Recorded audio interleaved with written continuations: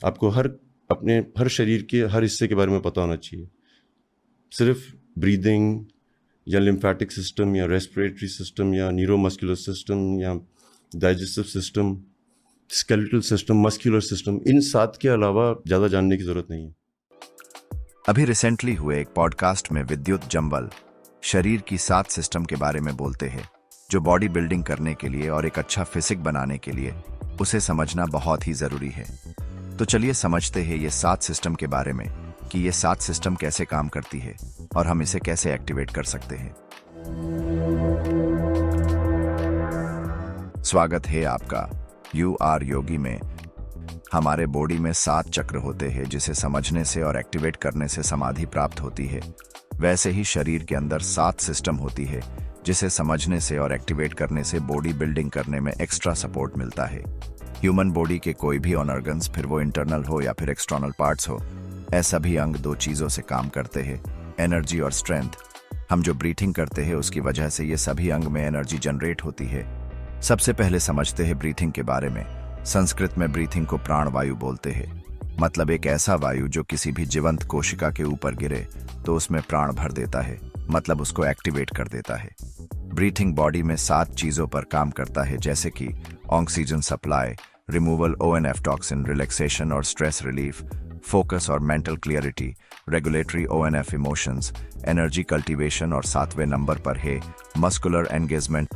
Workout के समय हमारा ध्यान ब्रीथिंग या फिर मसल्स के ऊपर नहीं होता, बल्कि हमारा ध्यान होता है म्यूजिक के ऊपर। मस्कुलर एंगेजमेंट का मतलब है ब्रीथिंग और मसल्स के बीच का कनेक्शन। टोनी रॉबिन्स, जो अमेरिका के मोटिवेशनल स्पीकर है, वो कहते हैं कि Wherever focus goes, energy flows. मतलब कि जहां ध्यान वही प्राण। अगर वर्कआउट के समय हम उस मसल्स पर ध्यान करें जिसे हम ट्रेन कर रहे हैं, और रेस्ट के समय अगर हम ब्रीथिंग पर ध्यान करके ब्रीथिंग को मसल्स पर गिराने की कोशिश भी करें, तो हमें रेगुलर वर्कआउट से ज्यादा रिस्पॉन्स मिल सकता है, क्योंकि जहां ध्यान वहां प्राण। तो इस टेक्निक से हम मसल्स को एक्टिवेट कर सकते हैं। विद्युत जम्वाल आगे एक बात करते हैं जिसमें कहते हैं कि एक इंसान अगर पूरी बस को हिलाना चाहे तो वो हिला सकता है, बस उसका वो मसल पार्ट एक्टिवेट होना चाहिए, और वो एक्टिवेट करने के लिए बस वो मसल्स पर ब्रीथिंग एंड फोकस करें। अब दूसरी बात है लम्फेटिक सिस्टम के बारे में। लम्फेटिक सिस्टम बॉडी में वेसल्स का ग्रुप है जो बॉडी में तरलता और वेस्ट मैनेजमेंट का काम करती है तथा इम्यूनिटी को सपोर्ट भी करती है। लम्फेटिक सिस्टम बॉडी की तरलता के माध्यम से बॉडी की वेसल्स में फ्लूइड, प्रोटीन और दूसरे जरूरी सब्सटेंस को ब्लड स्ट्रीम में ले जाने का काम करती है। आपने कभी फील किया होगा जब भी आप हार्ड वर्कआउट करते हो तो एक समय पर वेट को नीचे रख देना पड़ता है, क्योंकि उस समय मसल्स की स्ट्रेंथ खत्म हो जाती है। उसके बाद कुछ ही सेकंड्स में वो मसल्स में एनर्जी इंस्टेंट रिफिल हो जाती है। बस वही समय लम्फेटिक सिस्टम मसल्स में स्ट्रेंथ, स्टेमिना, ब्लड और साथ साथ प्रोटीन भी देता है। वैसे तो कई सारे काम है लम्फेटिक का बॉडी के अंदर, पर हम बॉडी बिल्डिंग के संदर्भ में बोले तो लम्फेटिक बॉडी से फैट निकालने का काम करती है, और फैट निकालने का सबसे सरल माध्यम है पानी। वर्कआउट के समय बीसीड बलय अथवा पानी पीना चाहिए। तो इस तरह लम्फेटिक सिस्टम फैट निकालने का, मसल्स और हार्मोन्स को न्यूट्रिशन प्रोवाइड करने का काम करती है, और इसे मैक्सिमम यूज करने के लिए हमें हार्ड वर्कआउट के साथ में बीसीड बलय लेना चाहिए। अब तीसरी बात आती है रेस्पिरेटरी सिस्टम। मसल्स बिल्डिंग में और रेस्पिरेटरी सिस्टम में क्या कनेक्शन है? कनेक्शन समझने के लिए पहले रेस्पिरेटरी सिस्टम कैसे काम करती है वो शॉर्ट में समझते हैं। जब हम ब्रीथिंग करते हैं तो हवा नाक से विंड पाइप में, विंड पाइप से ब्रांकाई में, जो लंग्स के अंदर 2 छोटी पाइप होती है जिसमें से हवा दोनों लंग्स में जाती है। फिर आता है लास्ट पार्ट जिसे बोलते हैं ब्रोंक्यूल्स, जो मेजरमेंट करता है कि कितना ऑक्सीजन सप्लाई करना है और कितना कार्बन बाहर फेंकना है। अब ब्रेन में एक पार्ट होता है जिसका नाम है रेस्पिरेटरी सेंटर, जो डिसाइड करता है कि बॉडी को कितने डीप और शॉर्ट ब्रीथिंग की जरूरत है, या फिर ऐसा बोल सकते हैं कि वो ब्रेथ स्पीड को कंट्रोल करता है। तो ऐथी रेस्पिरेटरी सिस्टम शॉर्ट में समझने के लिए अब देखते हैं कि रेस्पिरेटरी सिस्टम और मसल्स के बीच में क्या कनेक्शन है। रेस्पिरेटरी सेंटर डिसाइड करता है कि कितना डीप ब्रीथ और शॉर्ट ब्रीथ की जरूरत है बॉडी को, और ब्रोंक्यूल्स लंग्स के ब्लड स्ट्रीम में ऑक्सीजन सप्लाई करता है, और ब्लड स्ट्रीम मसल्स को ऑक्सीजन सप्लाई करता है, जो मसल्स को बिल्ड होने के लिए बहुत ही जरूरी है, जो कि अभी हम सप्लीमेंट्स की मदद से ले रहे हैं। कुछ रिसर्च बताती है कि जितना ज्यादा मसल्स को ऑक्सीजन मिलेगा उतना ही ज्यादा रिकवरी, ग्रोथ और प्रोटीन इंटेक करने की क्षमता को बढ़ावा मिलेगा। तो कंक्लूजन ये निकलता है कि वर्कआउट के समय डीप ब्रीथिंग करने से मसल्स को ज्यादा ऑक्सीजन मिलती है, ज्यादा स्ट्रेंथ मिलती है, ज्यादा एनर्जी मिलती है और ज्यादा रिकवरी भी होती है। अब चौथी चीज है न्यूरोमस्कुलर सिस्टम। वर्कआउट के समय क्या कभी आपके साथ ऐसा होता है कि आपका मन कहे वेट उठाने को पर बॉडी मना करता है, या फिर बॉडी रेडी हो वेट उठाने को और मन मना कर रहा हो?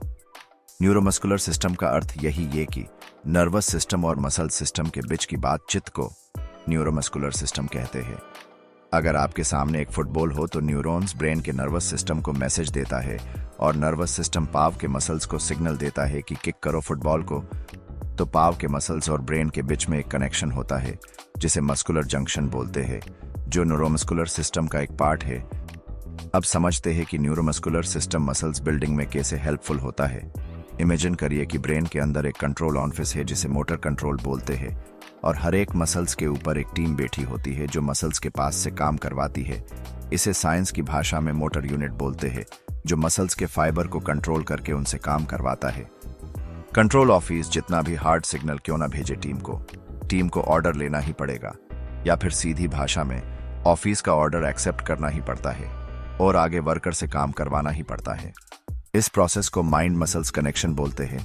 माइंड मसल्स कनेक्शन स्थापित होने से मसल्स का फाइबर एक्टिवेट हो जाता है और स्ट्रेंथ, स्टेमिना और फ्लेक्सिबिलिटी का भंडार खुल जाता है। अब समझते हैं कि इसे एक्टिवेट कैसे करें। इस न्यूरोमस्कुलर सिस्टम का यूज करके मसल्स कैसे बिल्ड करें। सबसे पहले एक साथ दो मसल्स को ट्रेन मत करो। ट्राई करो कि मैक्सिमम एक ही मसल्स पे वर्क हो।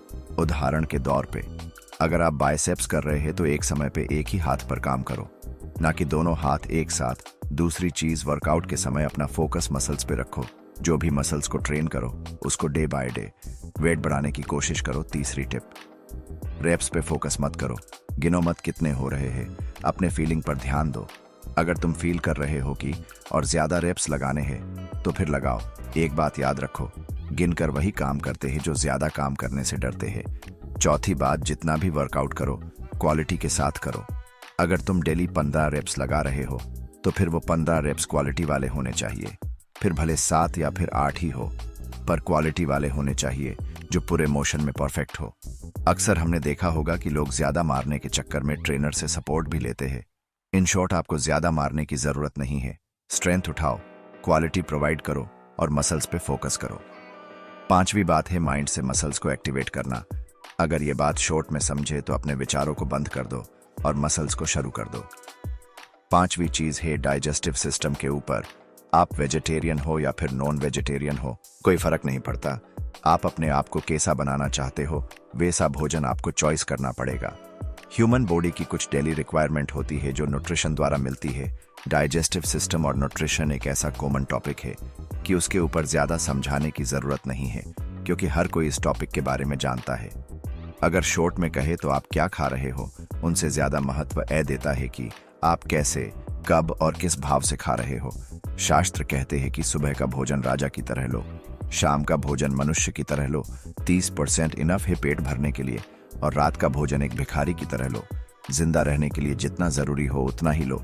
दूसरे दिन आप देखेंगे कि भोजन जठर में 3 घंटे से ज्यादा रहेगा नहीं, और 15 से 18 घंटे में भोजन शरीर से पूरा बाहर निकल जाएगा। उस दिन आप अनुभव कर पाएंगे कि शरीर में क्या फायदे हो रहे हैं। छठवीं चीज है स्केलेटन सिस्टम। स्केलेटन सिस्टम को मस्कुलोस्केलेटन सिस्टम भी बोलते हैं। स्केलेटन का ह्यूमन बॉडी को स्ट्रक्चर प्रोवाइड करना, ब्लड सेल्स प्रोड्यूस करना, आंतरिक अंगों की रक्षा करना और मिनरल्स को स्टोर करने का काम होता है। अब जानते हैं कि स्केलेटन सिस्टम मसल्स बिल्डिंग में कैसे हेल्पफुल होता है। स्केलेटन सिस्टम मसल्स का बेस होता है। अब बेस जितना मजबूत रहेगा उतना ही ऊपरी स्तर मजबूत रहेगा। जब भी हम मसल्स के ऊपर हेवी वेट डालते हैं तब मसल्स के ऊपर के फाइबर मसल्स को ऊर्जा प्रदान करते हैं, पर फाइबर की एक सीमा होती है। उसके बाद मसल्स बोन से ऊर्जा लेता है। दूसरी और सबसे से महत्व की बात, बोन्स टेस्टोस्टेरॉन बनाने में और उसको रेगुलेट करने में हेल्प करता है, जो बॉडी बिल्डिंग के लिए बहुत ही महत्व का हार्मोन्स होता है। अब हम जानते हैं कि स्केलेटन सिस्टम की मदद से कैसे अपने टेस्टोस्टेरॉन लेवल को बढ़ा सकते हैं। डेली वेट बढ़ाने पर ध्यान दो। क्योंकि वेट लिफ्टिंग एक ही ऐसी चीज है जो टेस्टोस्टेरोन लेवल बढ़ाती है। दूसरी महत्व की चीज न्यूट्रिशन से जुड़ी है, जो कैल्शियम, मैग्नीशियम और विटामिन D3 को बढ़ावा देती है। तीसरी और सबसे महत्व की चीज, जिसे संस्कृत भाषा में बोलते हैं ब्रह्मचर्य। साइंटिफिक स्टडी बताती है कि अगर हम ब्रह्मचर्य यानी कि सीमेन रिटेंशन के नियम को फॉलो करें तो 15 दिन के अंदर ही टेस्टोस्टेरोन लेवल का 300% बढ़ावा नजर आता है। अपने पुराने मल्लयुद्ध करने वाले को देखा होगा, वो लोग हनुमान जी को फॉलो करते हैं। बस उसके पीछे का रीजन ही वही है कि हनुमान जी बाल ब्रह्मचर्य है। और हमारी संस्कृति में पहले कई लोग थे और कई राजा भी थे जिसने मांस या फिर सप्लीमेंट्स खाए बिना ही बॉडी बनाई थी। इस सब के पीछे का मूल कारण है ब्रह्मचर्य। अब सातवां और लास्ट है मस्कुलर सिस्टम। बॉडी में दो तरह के मसल्स होते हैं, एक जो हम कॉन्शियस दिमाग से कंट्रोल कर सकते हैं और एक होता है इंटरनल मसल्स, जैसे कि हार्ट का और जठर का मसल्स, जिसे हम कंट्रोल नहीं कर सकते। जो मसल्स को हम कंट्रोल कर सकते हैं उस पर हार्ड एक्सरसाइज करके उसमें बदलाव ला सकते हैं। एक बात याद रखिए, सेल्फ डेवलपमेंट की कोई सीमा नहीं होती। आप अपने शरीर को जैसा बनाना चाहे बना सकते हैं, बस ज्ञान लेते जाओ और पुरुषार्थ करते जाओ। इस वीडियो में हमने 7 चीजें सीखी, जैसे कि ब्रीथिंग टेक्निक, डीप ब्रीथ करके हम मसल्स को एक्टिवेट कर सकते हैं। दूसरी चीज लिम्फेटिक सिस्टम, एनर्जी ड्रिंक्स या फिर बीसीड बले लेकर मसल्स में ब्लड का फ्लो बढ़ा सकते हैं।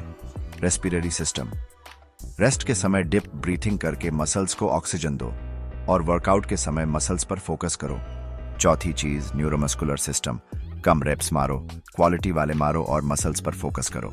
पांचवी चीज डाइजेशन सिस्टम, क्या खा रहे हो उससे ज्यादा कैसे, कब और कितना खा रहे हो उनके पर ज्यादा ध्यान दो। छठवीं स्केलेटन सिस्टम, कैल्शियम, मैग्नीशियम और D3 विटामिन बढ़ाओ और हेवी वेट डेली लगाओ। सातवीं और आखिरी मस्कुलर सिस्टम, रेप्स से ज्यादा अपनी फीलिंग पर ध्यान दो।